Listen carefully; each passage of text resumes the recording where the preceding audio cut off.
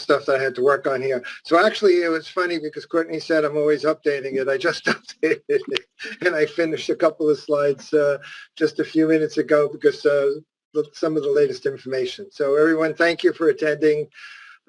This is the New Rules of College Admission, and as Courtney said, Michael Binder, I'm president and founder of Your College Navigator, and actually I've probably presented at the library for about 10 years now. So, but this is not at the library, it's with the library. So here's what we're going to talk about today. This is not about applying to college. It's not how do you apply, what are the step one, step two, what's the Common App. It's not that kind of thing. What it is it's about how to be successful in the process. I want you to understand today's environment. I want you to really understand how to build and maximize your college admissions value, the student's college admission value. And I want to show you how to select the best colleges for you. And what I'm really looking to do is show you the way through this maze and how to double in chances of your admission to the college, to the best colleges for you. And that's what we're really looking to do today. So a couple of slides on me. President and founder. I started the company 12 years ago, April, actually.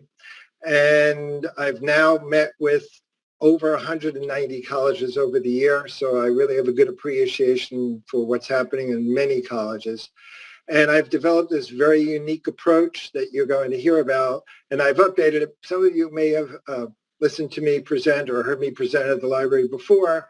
And I talk about this unique approach, but it's really been updated to reflect everything that's happening now with COVID, reflect everything that's happening with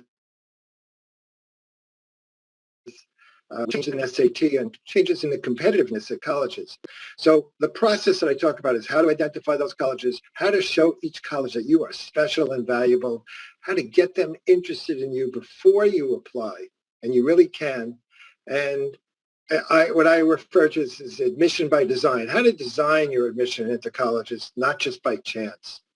And I've recognition of my approach. I've been interviewed by numerous publications, television programs, radio stations. This is from my Newsday. You'll see my Newsday interview, the article there, Verizon Fios News.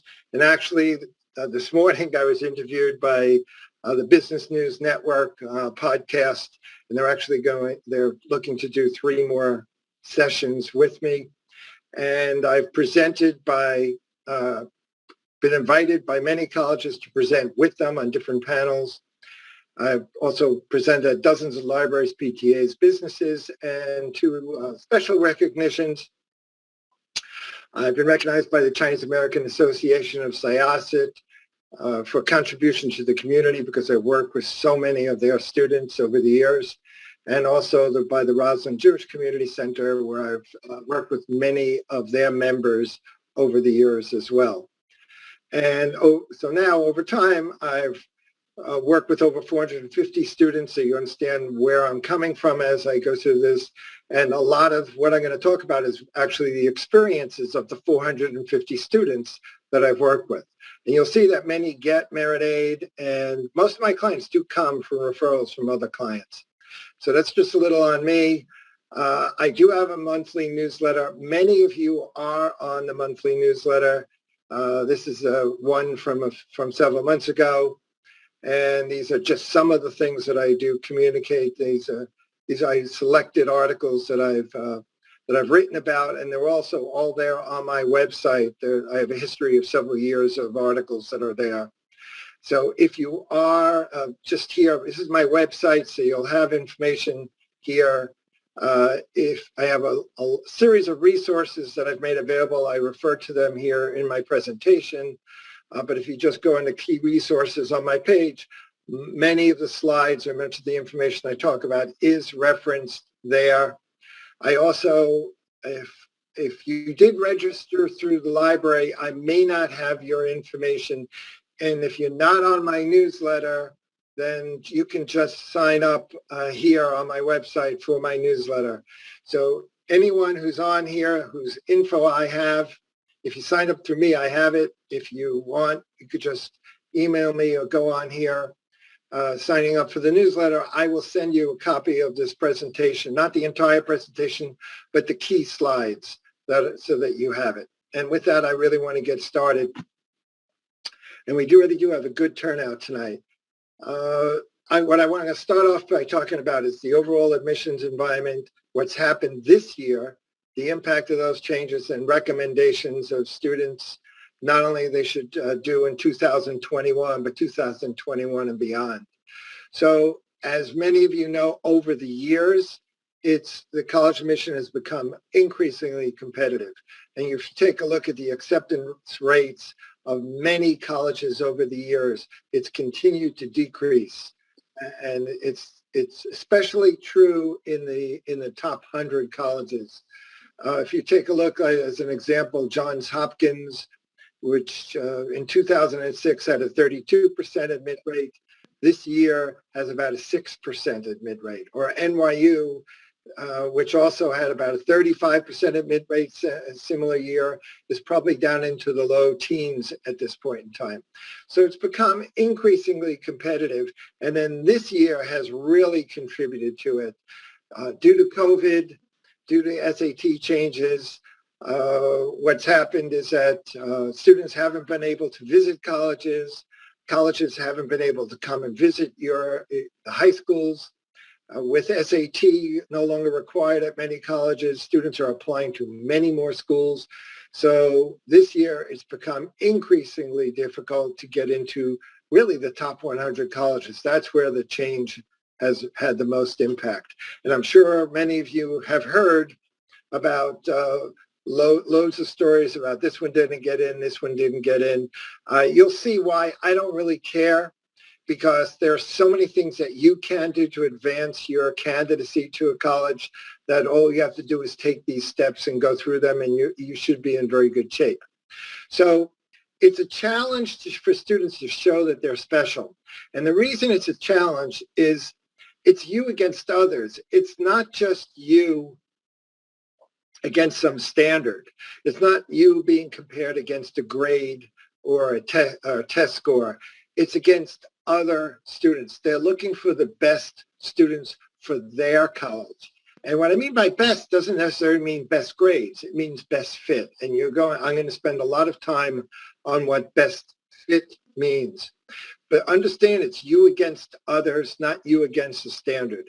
And as I mentioned, the COVID restrictions make it very, very difficult, because now colleges aren't looking at, it becomes a lot more subjective, because now they may not be looking at test scores.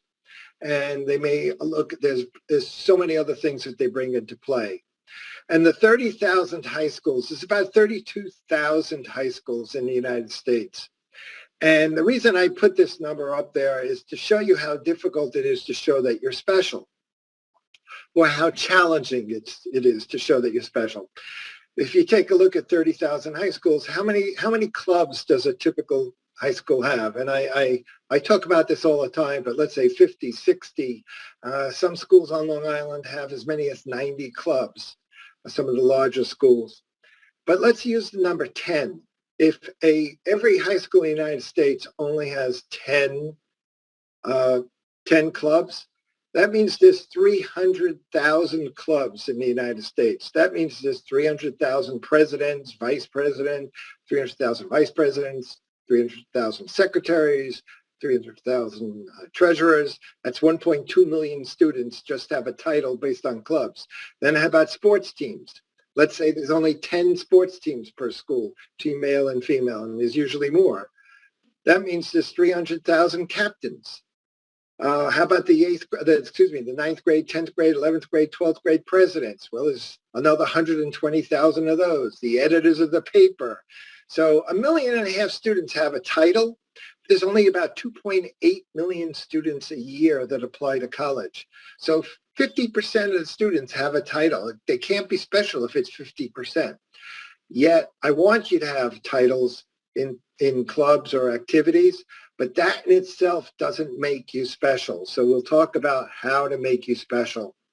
And the other thing is that colleges take very little time to make their decision. Here's from the Wall Street Journal article from a year and a half ago. Some elite colleges review applications in 8 minutes or less. So here you are, you're spending 4 years, 9th, 10th, 11th, 12th, studying like crazy, working hard, going to sleep at 2 in the morning sometimes. And in 8 minutes, they're going to make a decision on you.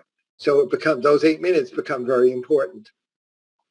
And the other thing that's changed is the application process really now takes place much earlier in the year than when I first started doing this. When I started doing this 12 years ago, most students were applying January 1st, and now for regular decision. And now most students apply early, and that is by November. Typically the date is November the 1st. So they're applying much earlier in the process, which really means your applications need to be done for any schools that you're applying to, either early decision or early application. Your applications need to be done by October because they need to be received by November the 1st. So when do you need to get this done? You need to be finalizing your application well before your senior year begins. That's this summer. If you're a rising senior, you really need to be working on it and finalizing it, starting in August, but then finalizing it in September and October.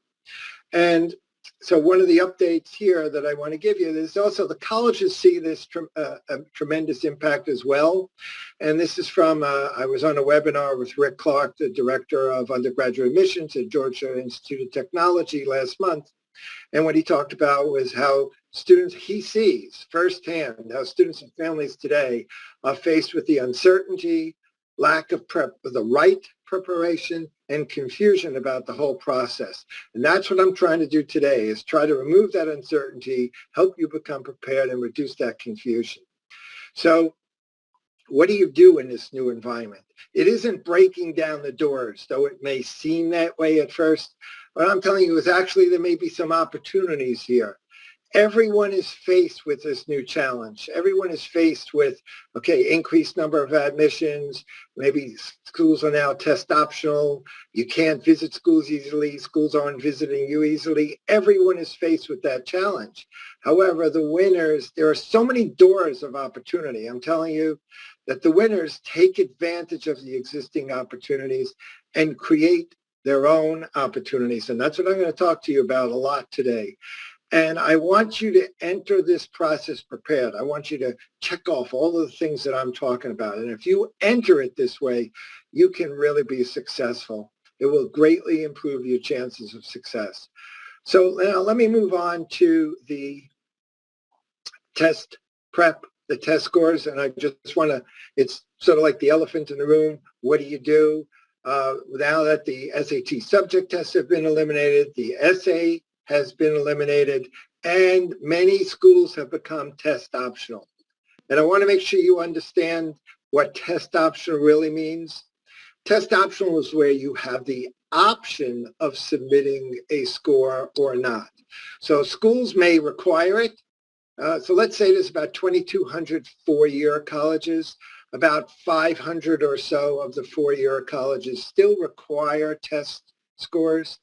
About 1,700, I'm rounding here the numbers, about 1,700 are test optional, where you have the option of submitting, and about 60 schools or so are test blind, which means they don't even look at it. But for the most part, it's only 60. So of the 2,200 schools, you really want to be able to submit really good scores to 2,100 of those schools. So the colleges have become much more competitive when they're test optional, because without scores, many more students are applying. And now schools look at your academic record, much more emphasis on your extracurricular accomplishments, your essay and your supplemental essays, your recommendations and other factors, which I'll cover. So the advice that I give everyone is this: we expect this to go forward for the foreseeable future. My advice to everyone is study hard, take the test, take SAT or ACT, whichever one is best for you. Take it, do well, take it more than once if necessary, take it multiple times. And if you do well, so you have to submit it for a school that still requires it, you submit your best scores. If it's test optional, you submit your scores if you're in the upper half for that school, and you can see what they look for. And if you're not, then the advice typically is don't submit your scores, go without the scores, and we try to emphasize other pieces of your application. And by the way, if you have questions along the way here, just post them in chat. I will address every question at the end. And so I'll make sure, but the reason I like to do it that way is I may answer your question along the way. Okay, so how do decisions get made? And I would always put this slide up when I did presentations, and I would ask the audience invariably what would you say the top criteria are? And obviously GPA would come up, SAT would come up, essay would come up, activities comes up. But I want to give you another perspective.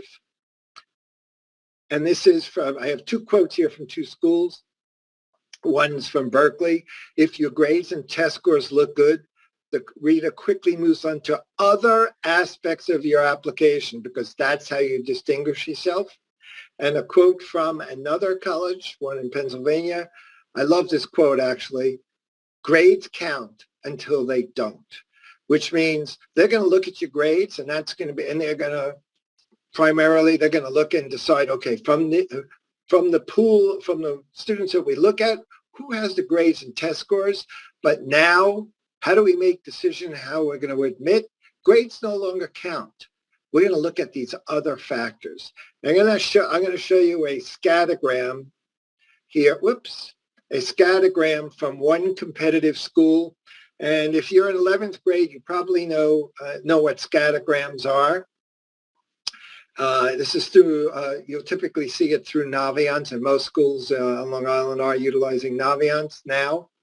And in this chart here, I removed the grades and test scores because they are not important. It's a concept that you want to understand. So along the vertical scale is GPA. So at the top, the higher GPA, and on the along the bottom is your SAT or ACT scores. So in the upper quadrant, that's where you want to be. That's the sweet spot. And if you take a look, first of all, you can tell that this is a competitive school. I put this line here to show you how most students have high test scores to this school, have high test scores and high grades. But take a look. The blue stars are the ones that got in and the red stars did not. You cannot figure out who is getting in based upon the grades and test scores. This is a perfect example of grades count until they don't. Because you could see there are blues at the top, but there are lots of reds at the top, and there are blues in the middle, and there are blues lower down that are getting in. And there are reds scattered all over the place as well. So this is typical. So let's see if I can play. Hopefully this comes through. This is Yale telling you how they make their decision, but I want you to hear this. Students, when we're on the road, we often play a little kind of quiz show game with students, asking what they think is the most important part of the application. Many students respond, well, the testing must be the most important. It's actually one of the less important elements in the file.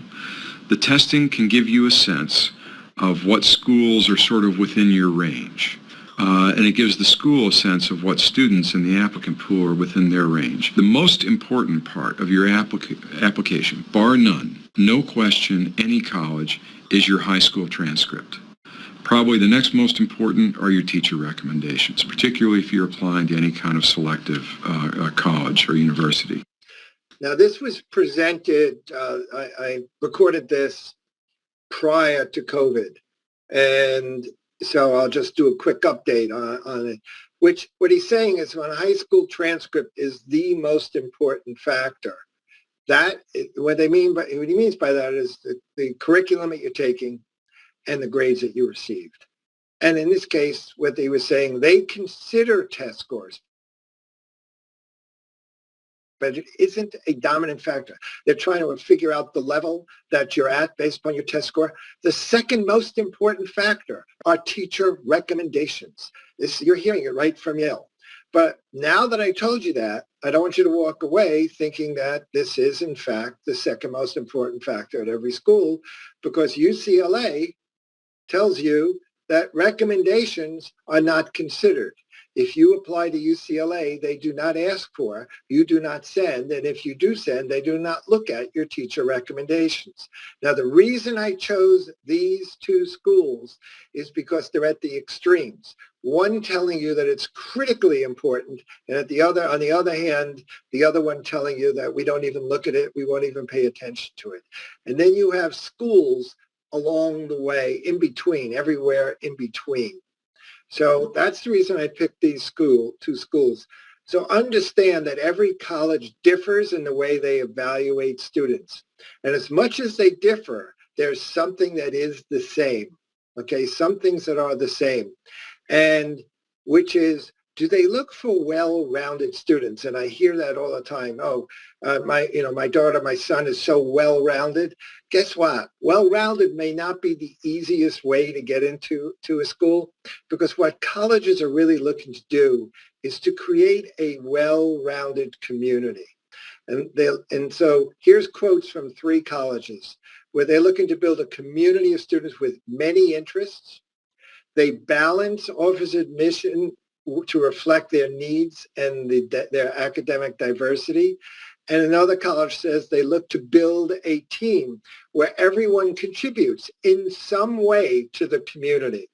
So they're looking to build a community, and your role is to show them what your role in that community is. So when I say build a winning team, I want you to think of a college this way. Not that they're trying to fill the bucket of perfect students. What they're trying to do is fill several different buckets.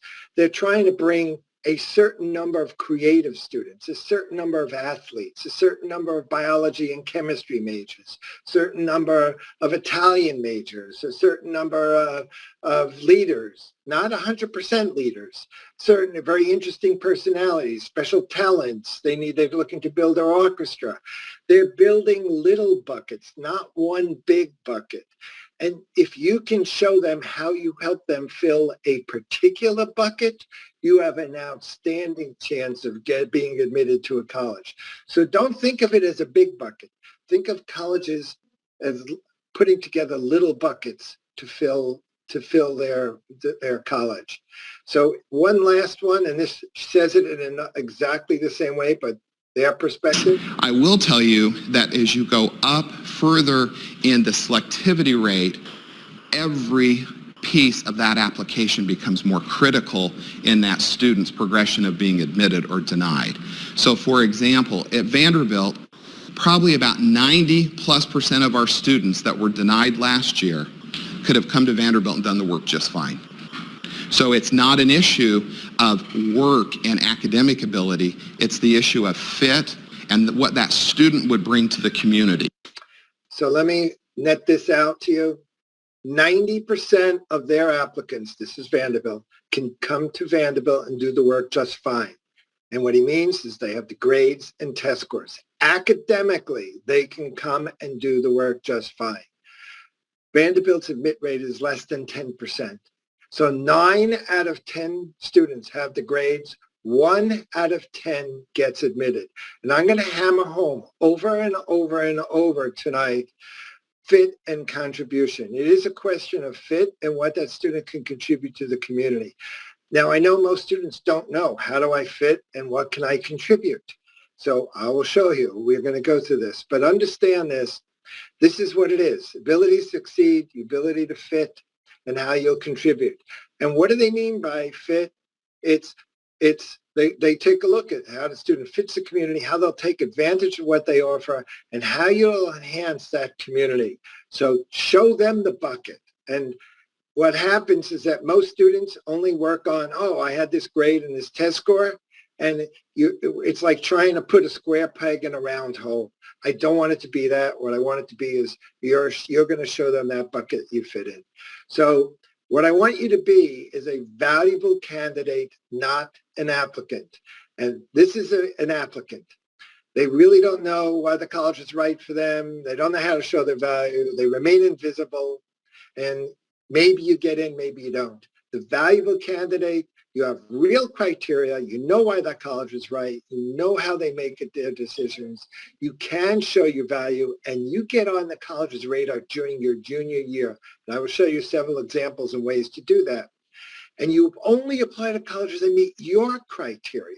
And you start early in the process, and I'm going to tell you, you can design your admission. Now, I'm going to show you one school right now. This is right off. It's just a sample. And I like, the reason I picked this school is because they show it very concisely. This is MIT. This is right off of MIT's website. MIT is telling you, they use the word match. Yeah, I use the word fit. So what do they look for in a student? Nowhere does it tell you grades, by the way, or test scores. They're looking for alignment with their mission. So the first thing you have to do is understand the mission. They're looking for students who are collaborative. They're looking for students who are risk takers. They're looking for students who are creative. And they're looking for students who are curious and excited, they're intellectually excited. In order to get into MIT, yes, you have to have grades and test scores, but you need to show them that this is who you are. This is how they define fit. Every college defines fit in some way. Some it's easy to find, some it's more challenging to find. In this case, MIT, it's very easy. So I'm just trying to set the stage for you. What is the right college? Students tell me they really want to get into. They name some college, whatever college it is. And I tell them, I don't want you to get into that college. Your goal is to get out of the college. Okay? Your goal is to graduate and have a career. And the reason that I stress this in terms of selecting the right college, these are real statistics. I don't want to spend much time on it, but nationally, fewer than 50% of students graduate in 4 years, and only 56% graduate in 6 years. These are real numbers. Just Google 4-year graduation rates at college, and you'll start to see the wide disparity between schools. And also about 37%, I updated this, by the way, it used to be 30%. The number is now 37%. That was given by the Georgia Institute of Technology, who gave it to me. 37% of students change colleges, many after the first year. I don't want you to change colleges. I want you to graduate in 4 years. And I also want you to have, when you graduate, I want you to get a job in something that required a 4-year education. And I would like you to have a job on the day you graduate, not 6 months after, not 9 months after. So that's why it's really important to select the right college. This is what I define as the right college. I want it to be one that's consistent with your aptitude. Not that you got in and you were the last one to be admitted and now it's really challenging when you're there. I want you to thrive in that environment. I really want it to have the programs that you are interested in. And I want you to fit in it socially. I graduate in 4 years. I want you to have a career path. But basically, when I say thrive, I want you to come in as an acorn and come out as an oak. That's what we're looking to do. So how do we do that? How do you determine fit? So, and I'm telling you, selecting the right college is half the battle.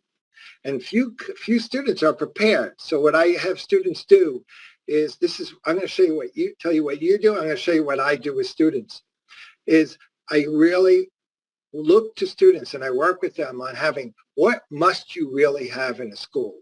What are the things that are really nice to have? What are the things that no way you want in that school? And what are the things that you don't care one way or another? So what I do, you don't have to do this, but I have a bunch of cards that I give students. And actually it's virtual now that I could do it with 110 different criteria. And I have students go through this and go through the cards one by one and put it into a pile. Is it must have? Must you have this in the school? Is it nice to have? Is it no way you want it? Is it don't care? And when we get through it, and usually we have to go through it a couple of times, and I'll tell you why, but we have real criteria for a school. And the reason I say we may have to go through it, sometimes under must-have, we have students put down things, well, the college doesn't exist. I actually had a student last year who instantly, I could tell that no college existed that fit his criteria, because under must-have, he put down near to home, which we defined as within 4 hours, and a warm climate. Well, guess what? I can't create that college for you. So very often there's, I want a very, very large college with super small classes. Well, that also doesn't exist. So what we do is we go through real criteria and we come up with, what must your colleges have? What are the nice to have things? What are the things you don't want? And we then select colleges that meet your criteria. This is not you trying to get into a college. This is you figuring out which really are the right colleges to you. And you'll be able to show them how well you fit and can contribute. So I'm going to show you, this slide gets very confusing, but I'm going to show you just a few key elements of fit. And just take a look at, what's the college's mission statement? Do you remember? Go a few slides back, I showed you MIT. MIT tells you what their mission is, what they're looking to achieve. I want you to understand what a college's mission statement is, because you will not believe how different they are from one college to another. Some colleges are looking to build researchers. Some colleges are looking to build students who are going to contribute to society. Some colleges are looking to build great business people. I want you to understand what the college's mission is and understand what you want. How intense is the school? Are you prepared for the intensity? So the one I always give this example is Carnegie Mellon talks about, when I was there, one of the deans of the engineering program said, we expect students to spend a minimum of 55 hours a week in academics. Well, that's 8 hours a day, 7 days a week. Are you prepared for that? Some colleges only want you to spend 30 or 40 hours. How intense is it? You can find this out at every college. So are you prepared to study 8, 10 hours a day? And if you are, let's pick those schools. If you're not, let's pick the schools that are 5 or 6 hours.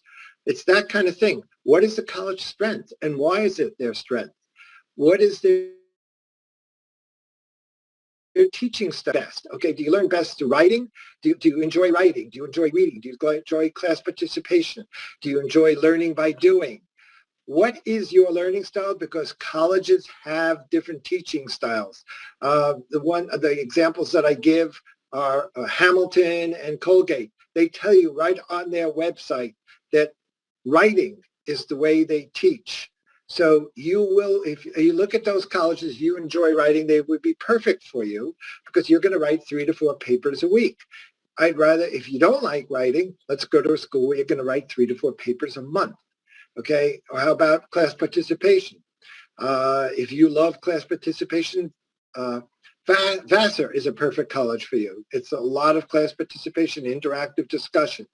If you tell me that it depends only on some classes, let's look for a college where it's not every class that you need to participate in. So what we try to do is we say, what's the learning environment that you're looking for? Which ones match you? How about the curriculum flexibility? And I'm not going to go through all of these. I'm just going to cover a couple more. Some schools, Columbia, every student must be in 18 classes. Take these fundamental core classes, 18. Marist, 15 core classes.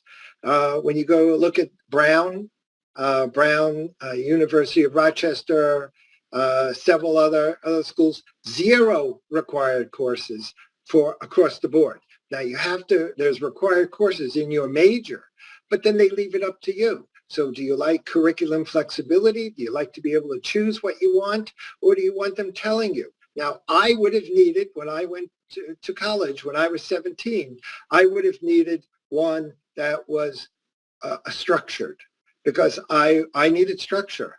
Not rather than unstructured. So I would not have liked a curriculum flexibility school. What is it that you look for? How about interdisciplinary programs? There are some unbelievable programs, and I have one example here.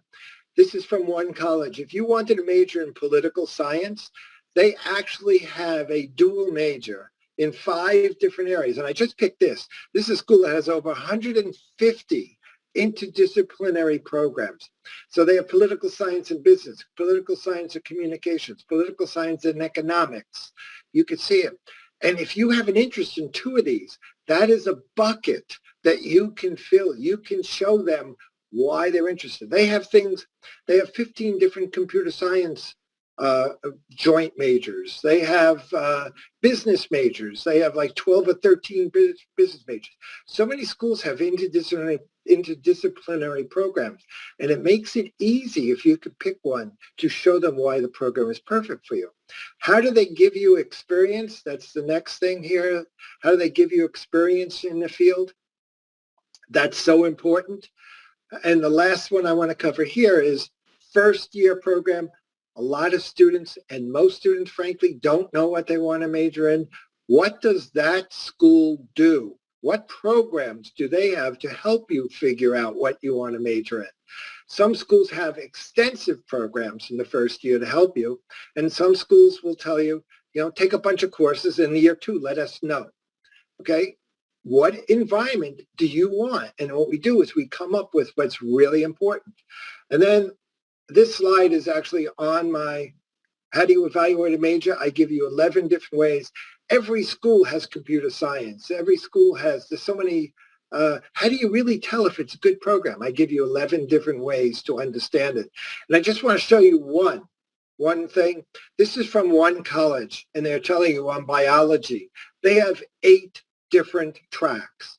And they tell you every single track that they have, the courses that you need to take, and where it leads to in a career. Now you go and look at another biology program in another school, they have 5 tracks. Then they go to another school, they have 3 tracks. And they may not have like evolution. Well, how do they handle evolution? If they don't have it as a track to major in, what do you do? What do they offer you? So it's up to you to figure out what is it that's really important to you in that major.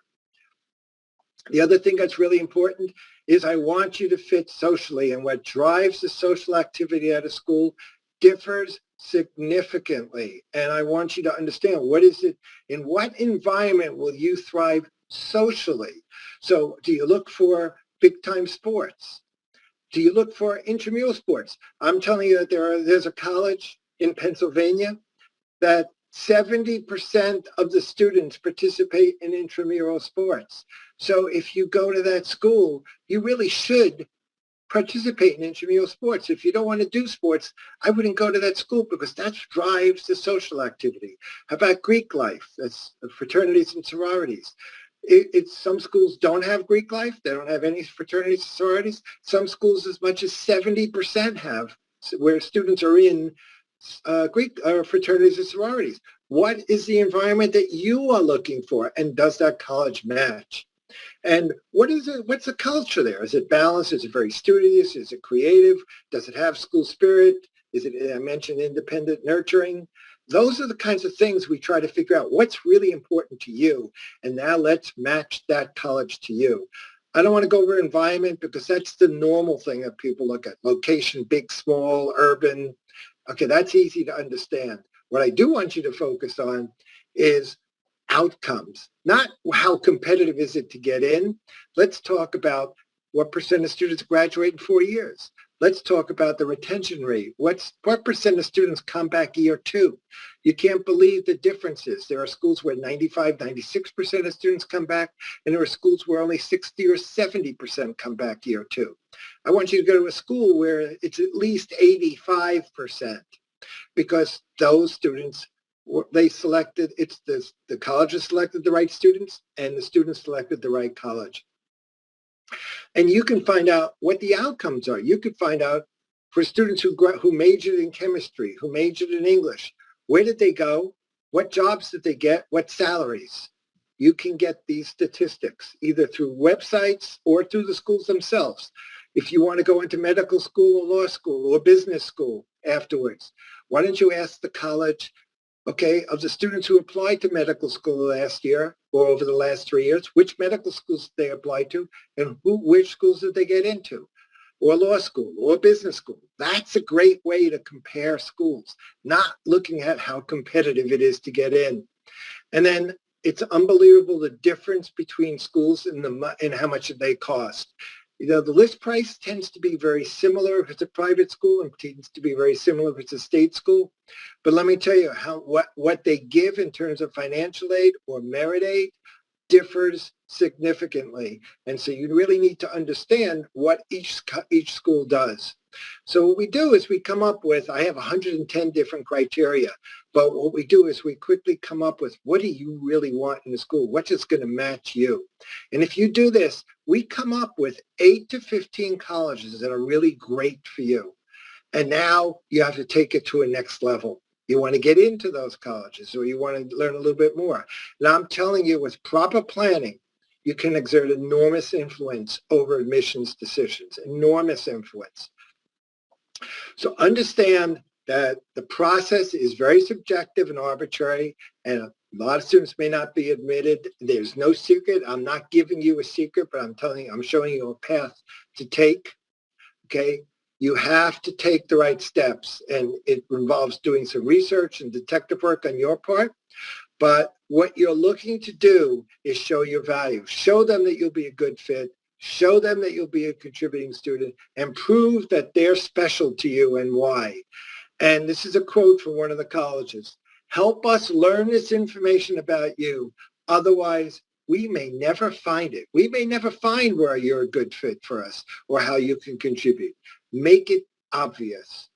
So how do you go and do that? So I talk about, I mentioned before, my 4 steps. I'm going to focus here. A lot of this is what you do in 9th, 10th, and 11th grade to build your foundation, to select the right colleges and position yourself with those colleges. Then you develop your message. That's how you get the right results. But it's hard to come up with the right message unless you have the right foundation. So it's strong academics, quality activities, know your key personal characteristics, know what sets you apart, and great recommendations. I'm not going to spend time on academics. On my website, I have what are strong academics, what do schools look for.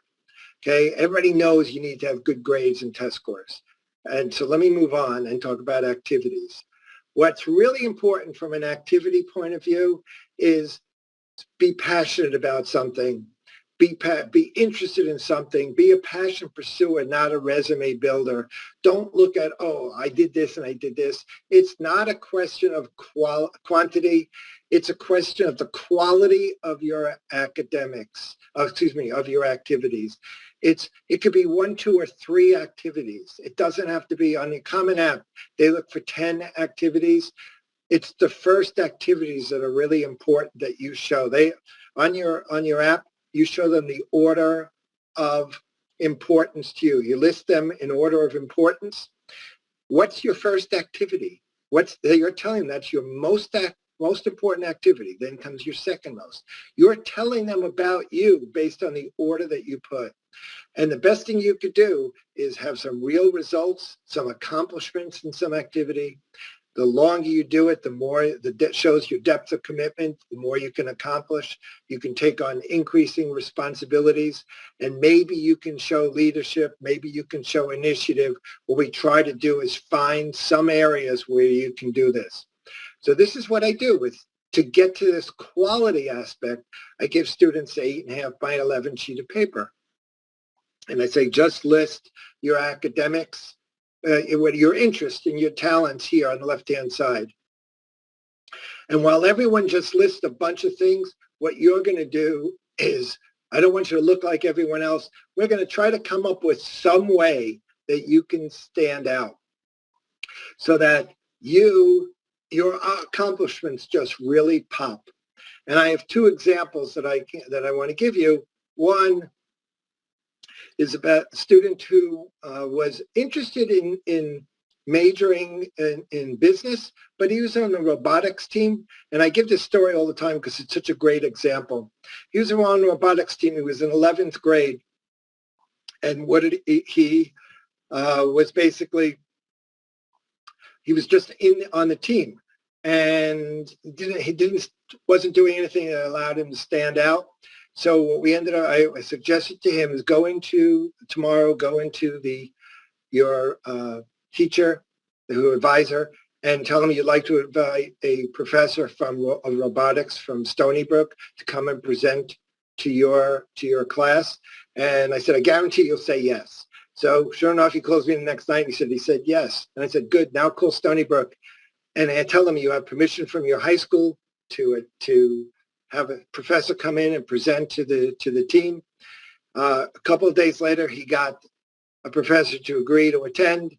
The professor invites him out, comes there several weeks later, and the professor has him attend the class, takes him to the lab, and shows him different things that they're doing, buys him lunch, says, what would you like me to come and talk about? He comes, a few weeks later, the professor comes to talk about it at the high school, met at the door by the principal, who thanks him very much for coming.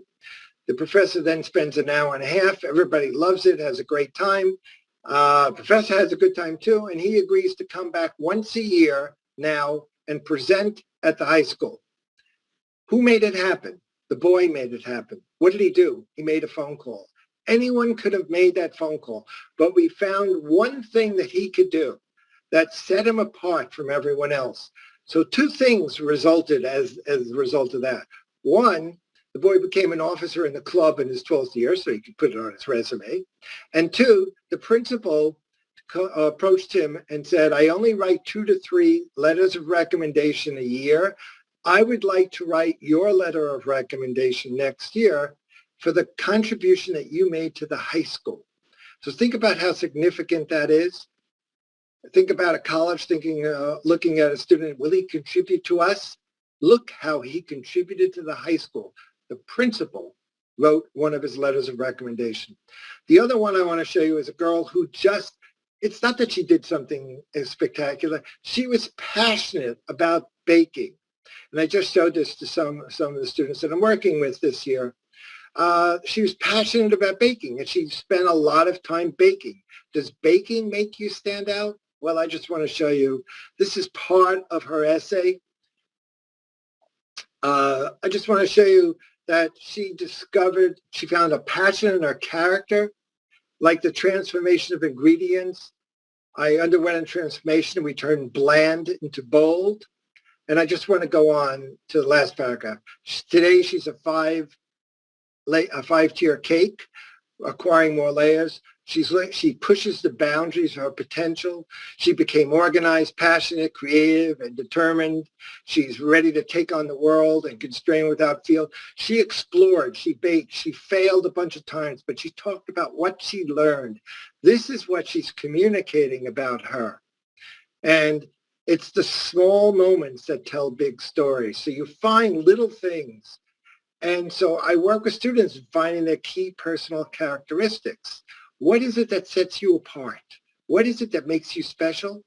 And this is from one, how important this is. This is right from one of the colleges that they're telling me that, and this is a one-on-one conversation, and after reviewing an application, they write 3 words on the outside of the folder that indicates their impression of that student. And I also want to show you from a teacher recommendation, this is on the recommendation form, what are the first words that come to mind to describe this student? So what I tell students is, who's going to define the words that are on the outside of that folder? Who's going to define the words that the teacher is going to write? I want you to define the words. I want you to figure out what are those words that make you special. And we communicate that, and we get the teachers thinking that way, and we get the colleges think that way. So I have a list of 168 words that I give students, and I say, check off the words that you think describe you. And then we find those little small moments that tell big stories that really provide the evidence through your application that set you apart. It's these words, that you're creative, that you're adventurous, that you're inquisitive, that whatever it is, that you are, a leader. I'm just taking a look. Whatever it is that that you're curious. There's so many words here that you can, and these are just some of the words here that really help separate you from others. And then what you also do is what sets you apart. So I have a list of 25 questions that I give students. And how do you get these questions? take a look at what the colleges are asking on their Common App, the supplemental questions on the Common App. That's where all of these questions come from. So what I give you are the 25 questions that you should start thinking about now. I'm giving you the open book test that you're going to get when you apply in the fall of your senior year. And what are some of those questions that schools ask? How are you different today than when you first entered high school? How have you made a difference in a class or activity? Describe a time where you engaged in a meaningful dialogue. Okay, these are questions you're being asked. If you're a junior, I want you to start thinking about these questions now, because you'll have answers when you start working on the applications come August or September. And if you're in ninth or 10th grades, then start thinking about these kinds of questions, because you'll need to have answers to them come the fall of your senior year. So it's small moments that tell big stories. And now I just want to show you what guidance teacher recommendations, and then I'm going to talk about how you approach colleges. This is what a counselor recommendation is. It's not you against a standard. This is right off the Common App.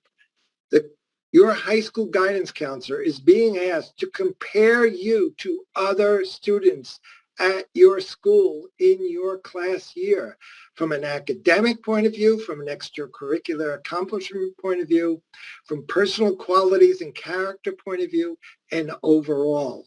They're asked to rate you, not rank you. And they can't write for everyone you're wonderful, because the colleges will reject it. They'll see, oh, they're saying this for everyone. So they're going to put thought into this. What I want to do is we want to provide guidance to the guidance counselor. Okay, how about teachers? Let's look at what the teacher recommendation looks for. Describe the academic and personal characteristics of the student in your classroom. Differentiate that student from others. Compare that student to others in the class according to these criteria. Okay, they're being asked to compare you, and they're being asked, what are the first words that come to mind? What I want students to do, and what I have students do, is don't leave it up to guidance and don't leave it up to teachers. The standing recommendations are up to you. And what you want to do is select the best teachers for you in terms of subject, the years, the relationship you have, and make sure that they have detail about you. So what I do is I give students these questions. It's a brag sheet. A lot of high schools have a typical brag sheet. Some don't. You could just Google it. You could use mine. You give them input so that they know the outstanding characteristics about you.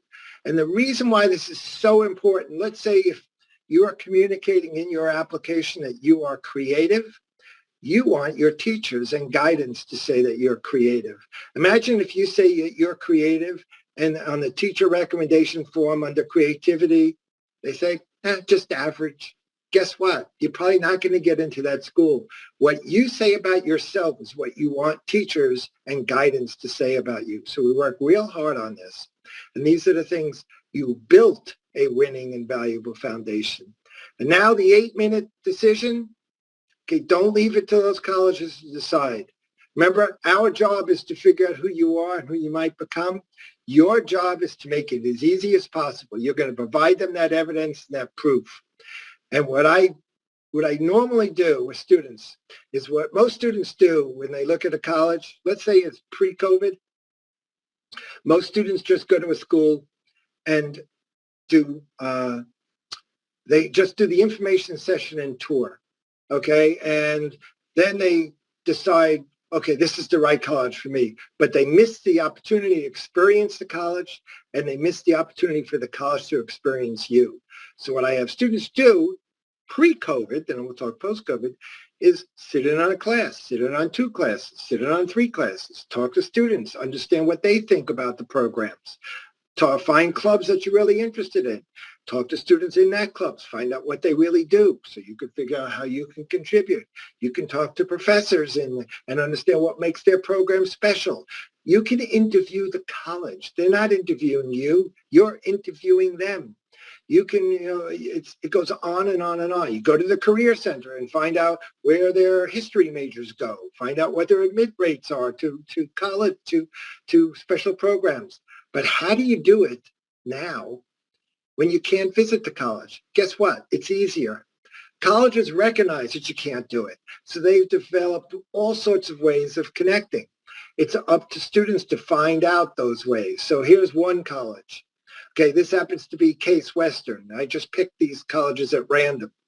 They have every single week online sessions in not only school sessions in the overall college, but computer and data sciences, engineering, experience, how you get experience. They talk about how you get the first year experience. You can talk to students who go for what their first year was like. Performing arts, pre-med, pre-health programs, arts and sciences, engineering. Every one of these, every single week is an online session that you can participate in. And they're telling you, if that's not enough, you can talk to counselors. You could set up a phone or video appointment with your own questions. That's one school. Here's Carnegie Mellon. They also had very similar programs, very similar. I actually had a bunch of things on here that I removed it. One of the things I want to show you, Chat Now. You can click on, they have a Chat Now button, and during their business hours, Monday to Friday, you could chat with an admissions counselor and ask them questions. About Georgetown, the way I found this was I was looking with the girl who was interested in English, and one of the schools that she's interested in was Georgetown.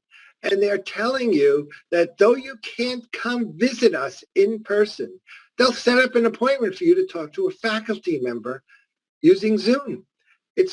You're going to ask them questions. The only question I might ask you is, why are you interested in English? Why are you interested in math? Why are you interested in computer science? So not only do the colleges offer a lot, I have on my website all sorts of links to other sites where you can get information and learn about the college. Every one of these are links that you could just go to. So it's right there on my website. So you only apply to a school based on, you can answer this question, based on your experiences and interests, what specifically attracts you to our college and the program or programs to which you're applying. So let me show you a no fit and fit, and then I'll give you a couple of examples and wrap it up. The student who wanted to be an attorney, I'm showing you how his initial essay showed no fit whatsoever. He wanted to be an attorney. He's very interested in social justice. This really truly is who he was. And he enjoys movies, especially social justice movies. And he's applying to the University of Michigan. And his initial essay about why Michigan is, I want to go there because you're wonderful. Okay? That's why. Shows no fit, no value. And what did they learn about him? Absolutely nothing. They learned that he wants to come there. He's not going to get in with this essay. I want to come there. You're going to tell every college that you love them, that they're number one. You're their number one to you, that they are your number one college. So why would they believe you? They're not. But you can prove it to them. And one of the ways what we did is we looked. There's something called the Michigan Community Scholars Program. It's a living community where students who have a common interest live together. You may not major in, so you may have different majors, but there's probably 90 students here who are interested in the Community Scholars Program, proudly and unequivocally for social justice, diversity, and making a difference in the world. And a social justice film series as part of the program. It is exactly what this boy wanted. So now when he writes Why Michigan, he gets across that he's interested in social justice, that he spent 100 hours in youth court defending juveniles. He wants to become an attorney. And he tells why the program is right for him. He actually names courses and seminars and examples of community service that they do that's perfect for him. And then he talks about the social justice film series. He's showing them how he's perfect for them. Okay, here's a why Penn. Here's a girl that had no idea why she wanted to go to, she had no idea what she wanted to major in, but she knew that Penn really stresses interdisciplinary education, which she communicates is exactly the way I learn, what excites me, and it's an environment in which I thrive. And she attended a class, The Philosophy of Space and Time, and how the professor drew connection. I don't even know what that course is, but the professor drew connections across calculus, physics, and history. This interweaving of subjects is a type of learning I find most rewarding. She's showing them why she's perfect. Last example I want to give is a student that was trying to learn. I'm going to shorten this for purposes of time.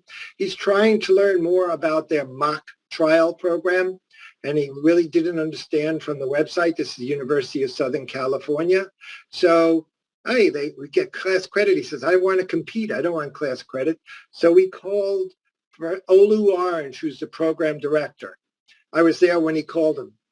And he didn't get him. He wasn't in. But whoever answered the phone, he told him what he was interested in.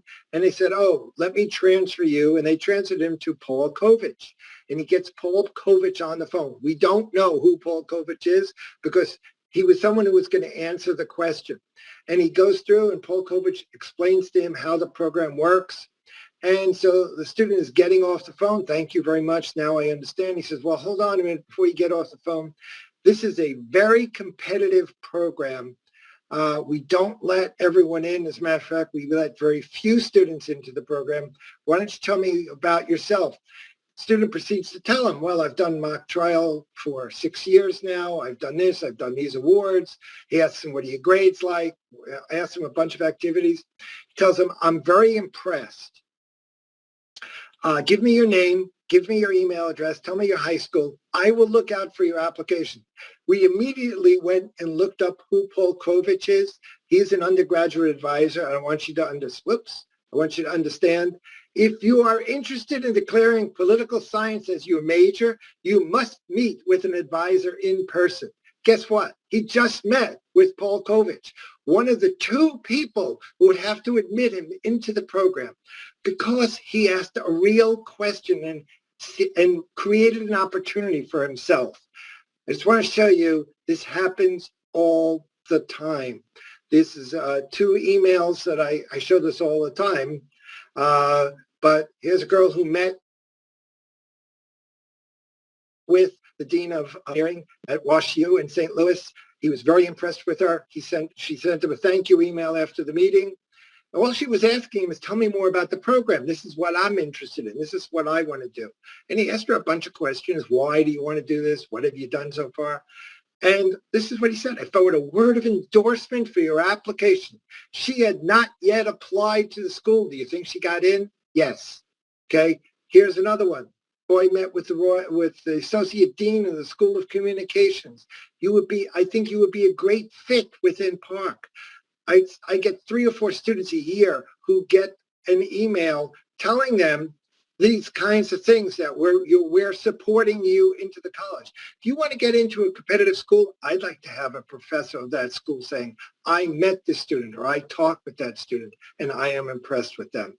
It happens all the time.